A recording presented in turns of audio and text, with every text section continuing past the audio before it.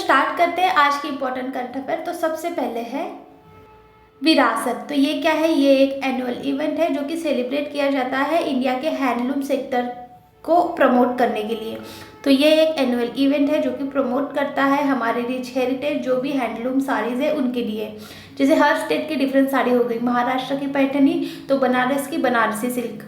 तो ये ऑर्गेनाइज किया जाता है मिनिस्ट्री ऑफ टेक्सटाइल के द्वारा, जिसके अंदर ना नेशनल हैंडलूम डेवलपमेंट कॉर्पोरेशन है, ये करता है सब काम। सो देखिए यूनिक प्रोडक्ट पैठनी, कोटपार, कोटा डोरिया, तंगई, पोचमपल्ली साड़ी, कांचीपुरम साड़ी, तिरुभुवनम, जमदारी, शांतिपुरी, चंदेरी, माहेश्वरी, पटोला, मोगाम्पी, बनारसी ब्रोकेट, तंजोई, भागलपुरी सिल्क, भवान बूटी और पश्मीना साड़ीज। तो गवर्नमेंट के इनिशिएटिव देखिए हैंडलूम सेक्टर के लिए। पहला हो गया national handloom development programme, raw material supply scheme और मुद्रा लोन यानी कि कंसेशनल लोन देना यानी कमी ब्याज पर लोन देना जो भी व्यूअर्स होंगे उनको। Handloom producer company, design resource centre, one district one product. तो देखिए नेशनल हैंडलूम डे सेलिब्रेट किया जाता है 7 अगस्त को। पहली बार सेलिब्रेट किया गया था 2015 में चेन्नई में।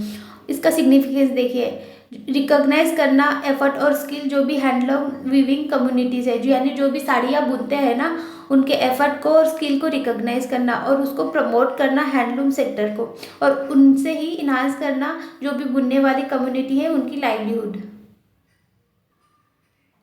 सो देखिए हैंडलूम का बहुत बड़ा इतिहास रहा है। तो इसका हिस्टोरिकल कंटेंट, तो स्वदेशी मूवमेंट आया था 1905 के बाद जब बंगाल का पार्टीशन हुआ था। उसके बाद स्वदेशी आंदोलन चला था कि खुद का सामान खुद के कपड़े पहनने के लिए। तो तब से ना ये इंकरेज करता है इंडिजिनियस इंडस्ट्रीज को, जो कि पर्टिकुलरली हैंडलूम वीवर्स को। इसके लीडर थे लाला लाजपत राय, बाल गंगाधर तिलक, बिपिन चंद्र पाल और अरविंदो घोष। नेक्स्ट है हमारा बरदोई बम बालमुख बर्ड सेंचुरी। तो ये न्यूज़ में क्यों है? क्योंकि रिसेंटली ना यहाँ 27 साल में 72% बर्ड की पॉपुलेशन डिक्लाइन हो गई है। तो ये है आसाम में, डिक्लेयर हुई थी वाइल्ड लाइफ सेंचुरी 1996 में, और ओरिजिनली ना ये सुबनसिरी रिवर का पार्ट थी, लेकिन अब ये वेटलैंड उससे दूर है, इसलिए ना ये अभी न्यूज़ में थी कि पूरी यहाँ की पॉपुलेशन डिक्लाइन हो गई है। सो देखिए पॉपुलेशन डिक्लाइन क्यों हुई? एंथ्रोपोजेनिक कॉज, जैसे फिशिंग हो गया, पोचिंग यानी बर्ड को यहाँ से वहाँ ले जाना, वहाँ के एग कलेक्ट करना और ना लैंड को अलग तरीके से यूज़ करना। तो ये वेटलैंड क्या होते हैं? ये ऐसे ट्रांजिशनल इकोसिस्टम होते हैं जो कि टेरेस्ट्रियल यानी जो लैंड वाले प्रदेश होते हैं और एक्वाटिक यानी पानी वाले उन इन्वायरमेंट के बीच में रहने वाले। तो जिसमें ना वाटर सैचुरेशन रहता है सरफेस के पास में, और ये सपोर्ट करता है यूनिक बायोडाइवर्सिटी जैसे फ्लोरा फोना वो। तो इसमें एग्जांपल देखिए मार्सेस, स्वैम्प, बोक्स, मैंग्रोव्स, ये हो जाते हैं पूरे वेटलैंड के एग्जांपल। नेक्स्ट है हमारा इंडिया मैरीटाइम हेरिटेज कॉन्क्लेव। ये पहली बार हुई है इसलिए अभी न्यूज़ में है।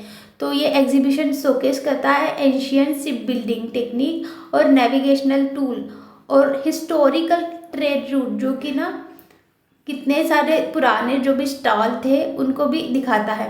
तो ये सेलिब्रेट किया गया है under the ministry of port, shipping and waterways के द्वारा। सो देखिए थीम इम्पॉर्टेंट हो जाती है क्योंकि ये फर्स्ट टाइम सेलिब्रेट किया गया है। तो थीम है इसकी toward the understanding India's position in global maritime history. Aim है फोकस करना इंडियाज का कंट्रीब्यूशन ग्लोबल मैरीटाइम ट्रेड में और कल्चरल इनोवेशन में। और यहाँ ना पार्टिसिपेशन कंट्रीज़ भी है, जैसे हो गई ग्रीस, इटली, यूके, इन्होंने पार्टिसिपेट किया है इंडिया के मैरीटाइम कॉन्क्लेव में। सो जानते हैं नेशनल मैरीटाइम हेरिटेज कॉम्प्लेक्स के बारे में। ये सिचुएटेड है लोथल गुजरात में, जो कि ना इंडस वैली सिविलाइजेशन की एक साइट भी है, और इसके आर्कियोलॉजिकल एविडेंस भी है जो कि वर्ल्ड का ओल्डेस्ट मैन मेड डॉकयार्ड था 5000 साल पहले। नेक्स्ट है हमारा nano plastic and anti microbial resistance. So anti microbial resistance क्या होता है? जब हम गोलियां लेते हैं और सडनली उसकी डोज कम कर लेते हैं और फिर से कोई वही बीमारी हो गई और डॉक्टर ने वही मेडिसिन प्रिस्क्राइब किया, लेकिन ना अब हमें हाई डोज लेना पड़ता है क्योंकि ना पुरानी दवाइयाँ हमारे शरीर पर असर नहीं करती। तो उसे ना बोलते हैं एंटी माइक्रोबियल रेजिस्टेंस। और नैनो प्लास्टिक क्या होती है? जो कि ना लेस देन होती है 1 नैनोमीटर से 1000 नैनोमीटर तक, यानी एकदम बारीक बारीक कण, उसे बोलते हैं नैनो प्लास्टिक। सो ये न्यूज़ में क्यों है, क्योंकि रिसेंटली हाईलाइट किया गया है एक स्टडी के द्वारा कि जो नैनो प्लास्टिक है वो सिंगल यूज़ प्लास्टिक बॉटल से आते हैं, वो कंट्रीब्यूट करते हैं स्प्रेड यानी फैलाने के लिए एंटी माइक्रोबियल रेजिस्टेंस। तो एंटी माइक्रोबियल रेजिस्टेंस क्या होता है, जो अभी मैंने बताई कि बॉडी की एक ऐसी रेजिस्टेंस क्रिएट हो जाती है, उसे ज़्यादा डोज लगते हैं फिर कोई भी बीमारी ठीक करने के लिए। तो ये अकर क्यों होते हैं, primarily due to genetic changes, allow करती है बैक्टीरिया को न्यूट्रलाइज करने के लिए, यानी जो भी ड्रग्स पहले उसको दिया जाता है मारने के लिए, अब वो उससे ज़्यादा उसे डोज लगते हैं उसे मारने के लिए, वो हो जाता है एंटीमाइक्रोबियल रेजिस्टेंस। सो देखिए एक स्टडी में की फाइंडिंग क्या आई गई है। तो देखिए पेट में बैक्टीरिया रहते हैं लैक्टोबैसिलस एसिडोफिलस, उनको ट्रांसफॉर्म करता है एजी जीन कैरी करने के लिए, यानी anti microbial register gene carry करने के लिए ये नैनोप्लास्टिक। इसलिए हमारे गट के यानी पेट के जितने भी माइक्रो ऑर्गेनिज्म होते हैं उनके लिए हार्मफुल अफेक्ट करता है। और पॉलीथीन भी सबसे मेजर कारण है नैनोप्लास्टिक का, उससे ही हमारे बॉडी में ब्लड सेल में नैनोप्लास्टिक जाते हैं।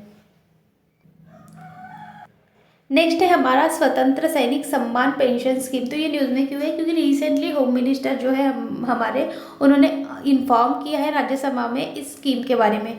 तो ये स्कीम लॉन्च हुई थी 1972 में by ministry of home affair के द्वारा, और ये स्कीम प्रोवाइड करती है पेंशन यानी थोड़े पैसे जो भी लिविंग फ्रीडम फाइटर है या फिर उनके फैमिलीज़ को, जो अभी नहीं है या फिर जो भी ऊपर चले गए मर गए उनके फैमिलीज़ को। सो देखिए इसकी एलिजिबिलिटी क्या है। एलिजिबिलिटी यानी ये है कि जो भी पर्सन है वो 6 महीने तक मिनिमम जेल में रहे हैं, या फिर अंडरग्राउंड रहे 6 महीने तक, या फिर ना जिनकी प्रॉपर्टी छीन गई हो, या फिर परमानेंटली इनकैपेसिटेड यानी काम करने लायक नहीं रहे हो, या फिर जो भी ऐसे पर्सन जिन्होंने ना उस मोमेंट के दौरान अपनी जॉब खो गई हो उनकी, तो वो सब हो जाते हैं एलिजिबल। सो देखिए इसके बेनिफिट क्या है। फ्री लाइफ टाइम रेलवे की पास मिलती है, मेडिकल फैसिलिटी मिलती है अंडर द CGSS, इसके बारे में अभी जानते हैं। और ना जब स्टेट भवन में ये स्टे करते हैं रहते हैं तो उनको फ्री मील भी मिलते हैं, और कलेक्टर या SDM के द्वारा उनका रेगुलर हालचाल पूछा जाता है कि उनकी वेलनेस कैसी है यानी हेल्थ कैसी है, ऐसे पूछा जाता है। सो देखिए CGHS क्या है, सेंट्रल गवर्नमेंट हेल्थ स्कीम। ये ऐसी हेल्थ स्कीम है जो कि ना प्रोवाइड करती है एम्प्लॉयज़ को या पेंशनर को एक हेल्थ केयर की मेडिकल केयर की फैसिलिटी। उसमें ना एलिजिबल बेनिफिशरी को सभी जो भी कहीं के भी हो, जैसे लेजिस्लेटर के हो, जुडिशियल एग्जीक्यूटिव या प्रेस के हो, उनमें से किसी को भी मेडिकल फैसिलिटीज़ मिलती है गवर्नमेंट के द्वारा। सो नेक्स्ट है हमारा नेशनल तानसेन सम्मान। तो ये न्यूज़ में क्यों है, क्योंकि ये अवार्ड रिसेंटली दिया गया है स्वपन चौधरी को, जो कि कोलकाता के एक क्लासिकल म्यूज़िक आर्टिस्ट है। तो ये इस्टेब्लिश किया गया था 1980 में, और इस्टेब्लिश किए गए थे मध्य प्रदेश गवर्नमेंट के द्वारा in the name of music emperor Tansen, जो कि एक हाईएस्ट नेशनल म्यूज़िक अवार्ड है इंडियन क्लासिकल म्यूज़िक के फील्ड में। सो ये तानसेन कौन थे, इनको ना मियाँ तानसेन भी बोला जाता था, और ये मियाँ ना जो अकबर थे मुग़ल एम्परर, इन्होंने ये इनको टाइटल दिया था, जिसका मीनिंग था horrific meaning learn man, wise learn man यानी इंटेलिजेंट मैन। तो ये तानसेन थे Indian classical music composer, musician, vocalist, जो कंपोज करते थे लार्ज नंबर ऑफ हाइप्स। और ये ना कौन सा इंस्ट्रूमेंट यूज़ करते थे, रबाब यूज़ करते थे, जो कि सेंट्रल एशियन ओरिजिन के थे। और ना ये जो नवरत्न थे अकबर के, उनमें से भी एक थे अकबर के कोर्ट में। और इनके फेमस राग्स हैं, देखिए मियाँ की मल्हार, मियाँ की तोड़ी और दरबारी, ये सब इनके फेमस राग्स हैं। सो देखिए रबाब क्या होता है। रबाब ऐसा म्यूज़िकल इंस्ट्रूमेंट होता है जो कि ना लकड़े से बना हुआ होता है या फिर स्टील से बना हुआ होता है, जो कि इंडिया और पाकिस्तान में यूज़ होता है। ये हो गया ये रबाब। नेक्स्ट है हमारा इरिस 2 प्रोग्राम। तो ये न्यूज़ में क्यों है, क्योंकि इसे ना यूरोपियन यूनियन ने लॉन्च किया है इलॉन मस्क का जो स्टारलिंक प्रोजेक्ट है उसके अगेंस्ट में। तो ये ना यूरोपियन यूनियन का थर्ड फ्लैगशिप प्रोग्राम है जो कि ऑफर करता है कनेक्टिविटी सर्विसेज गवर्नमेंट और प्राइवेट कंपनीज को, और ये मीडियम अर्थ ऑर्बिट और लो अर्थ ऑर्बिट दोनों में यूज़ होता है। सो देखिए ये काम क्या करता है, ये ना इंटरनेट कनेक्टिविटी प्रोवाइड करता है जो भी हाई स्पीड ब्रॉडबैंड में जहाँ नेटवर्क नहीं रहता या फिर लो कनेक्टिविटी रहती है। तो लो अर्थ ऑर्बिट क्या होते हैं, ऐसा अल्टीट्यूड जहाँ 160 किलोमीटर या 1000 किलोमीटर अर्थ सरफेस के ऊपर रहता है, यानी समझो ये हो गया 1000 किलोमीटर, तो ये हो जाता है लोअर अर्थ ऑर्बिट। नेक्स्ट है हमारा नॉर्दर्न जाइंट हॉर्नेट। तो ये न्यूज़ में क्यों है, क्योंकि रिसेंटली यूएसए ने इसे ना इरेडिक्ट यानी रिमूव कर लिया अपने स्टेज से। तो इसका साइंटिफिक नेम है वेस्वा मंडारियाना, जो कि लार्जेस्ट हॉर्नेट है वर्ल्ड का, जो कि 2 इंच लॉन्ग भी हो सकता है। ये चाइना, कोरिया, जापान और इंडिया में पाया जाता है।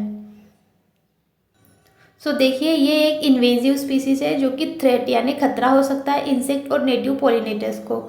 और ये ना 7 गुना, जो भी मधुमक्खी रहती है उनसे 7 गुना जहरीला होता है, और ये मल्टीपल टाइम काट सकता है। जैसे मधुमक्खी एक ही टाइम काट के मर जाती है ना, तो ये बार बार काट सकता है। तो देखिए इसका इकोलॉजिकल इम्पैक्ट, ये ना हनी पर प्रे होता है, यानी हनी भी इसको खाता है समझो। और ना ये इनडायरेक्ट थ्रेट है प्लांट को, जो कि डिपेंड होते हैं हनी बीज पर पॉलिनेशन के लिए, यानी हनी बीज को ही खाता है तो वो क्या करेंगे बेचारे। नेक्स्ट है हमारा इन्वेजिव एलियन स्पीसीज। तो ये ना ऐसे स्पीसीज होते हैं जिसमें प्लांट आ सकते हैं, एनिमल, फंगी, माइक्रो ऑर्गेनिज्म, जो कि ना इंट्रोड्यूस किए जाते हैं एक अलग आउटसाइडर इन्वायरमेंट से एक दूसरे इन्वायरमेंट में। जैसे इंडिया में हो गई पिजन, लैंटेना कैमरा, ये सब ना इन्वेजिव एलियन स्पीसीज है। कबूतर भी इन्वेजिव एलियन स्पीसीज है। नेक्स्ट है हमारा पेंगोलिन, इसकी ट्रैफिकिंग हो रही है इसलिए न्यूज़ में है। देखिए नाइजीरिया में ना 2.18 टन पेंगोलिन स्केल सेज किया गया है, और ये इक्विवेलेंट माना जाता है 1100 पेंगोलिन को मार के, यानी इतने पेंगोलिन मर के इतना टन उनका जो मास है, स्केल्स है, वो जमा हुआ है। तो ये ना एक ऐसी स्पीसीज़ है जो कि पाई जाती है 2 कॉन्टिनेंट में, और इसकी ना 8 स्पीसीज़ भी है। तो देखिए अफ्रीका में black bellied pangolin, white bellied pangolin, giant ground pangolin और टर्मिंग ग्राउंड पेंगुलिन। लेकिन एशिया में Indian pangolin, Chinese pangolin, Philippine pangolin और सुंदा पेंगुलिन ये सब पाए जाते हैं। सो जानते हैं इंडियन पेंगुलिन के बारे में। ये मिलते हैं इंडिया, बांग्लादेश, सदर्न नेपाल, श्रीलंका और कुछ पार्ट ऑफ पाकिस्तान में। ये डेजर्ट, ट्रॉपिकल फॉरेस्ट या फिर ह्यूमन सेटलमेंट के पास में रहते हैं। IUCN का इसका स्टेटस है endangered wild life protection act 1972 में है, शेड्यूल 1 में, और साइट के अपेंडिक्स 1 में है। सो जानते हैं वाइल्ड लाइफ प्रोटेक्शन एक्ट 1972 के बारे में। ये एक प्राइमरी लेजिस्लेशन है जिसका एम है सेफगार्ड करना जो भी वाइल्ड लाइफ है इंडिया के, उनको प्रोवाइड करता है प्रोटेक्शन वाइल्ड लाइफ एनिमल को, बर्ड को, प्लांट को, और इस्टेब्लिश करता है शेड्यूल जो कि क्लासीफाइज किया जाता है बेस्ड ऑन उनके प्रोटेक्शन। यानी टाइगर की हो गई शेड्यूल 1 में प्रोटेक्शन, यानी वो हाईली प्रोटेक्टेड है। शेड्यूल 2 में थोड़ा कम ऐसे हो जाते हैं। और ये ना सेटअप करता है प्रोटेक्टेड एरिया, जैसे हो गए national park, wild life sanctuary, ये सब इस एक्ट के अंदर में आते हैं। नेक्स्ट और लास्ट है हमारा GLP-1 रिसेप्टर एगोनिस्ट। तो ये क्या है, ये ना एक ड्रग है, मेडिसिन है, जो कि ना वर्ल्ड हेल्थ ऑर्गेनाइजेशन ने इसे इंडोर्स किया है न्यू क्लास ऑफ मेडिसिन के अंदर में। तो ये क्या है, GLP glucagon like peptide 1 receptor है जो कि एक हार्मोन जैसा काम करता है, रेगुलेट करने के लिए ब्लड शुगर लेवल और मैनेज करने के लिए मोटापा यानी ओबेसिटी। तो ये इसका सिग्निफिकेंस यानी इम्पोर्टेंस क्या है, ये यूज़ होती है ट्रीट करने के लिए मल्टीपल डिसीज, जैसे हो गए डायबिटीज़, कार्डियोवास्कुलर डिसऑर्डर या फिर न्यूरो डिजेनरेटिव डिसीज़ के लिए। तो ये हो गया GLP यानी ऐसी मेडिसिन्स। सो जानते हैं डायबिटीज़ के बारे में। डायबिटीज़ क्या होती है, ये ऐसी क्रोनिक डिसीज़ होती है जो कि ना जब पैंक्रियाज ज़्यादा अमाउंट ऑफ इंसुलिन प्रोड्यूस नहीं कर पाता, और अगर प्रोड्यूस कर भी लिया ना तो बॉडी उसे इफेक्टिवली यूज़ नहीं कर पाती, उसे बोलते हैं diabetes. So that's it guys, thank you so much for watching. Video अच्छा लगा होगा तो please like, share, subscribe and follow for more.